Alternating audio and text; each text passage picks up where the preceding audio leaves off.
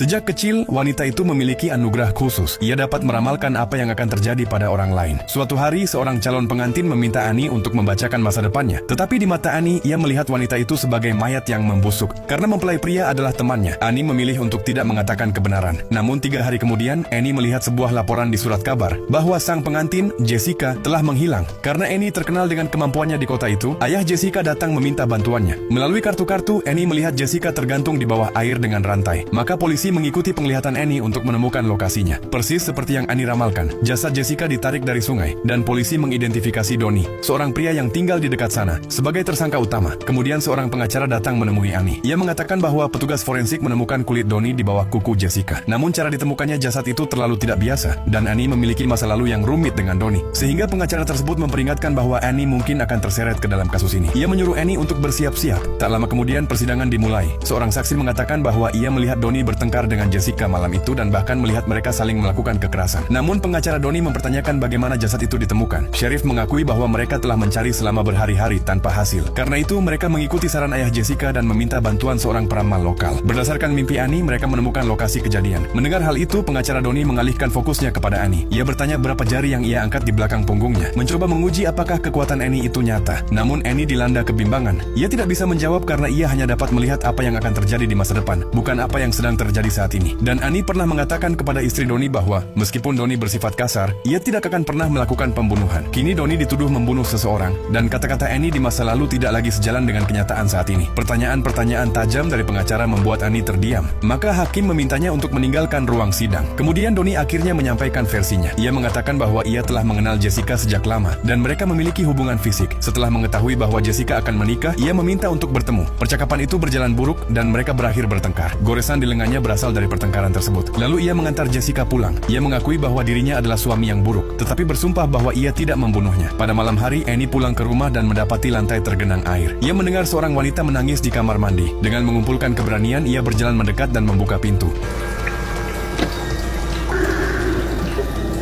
Di dalam bak mandi, ia melihat Jessica sedang duduk dan menangis. Penglihatan tentang Jessica itu tampak seperti sebuah pertanda, dan Annie tiba-tiba menyadari bahwa pembunuh yang sebenarnya mungkin adalah orang lain.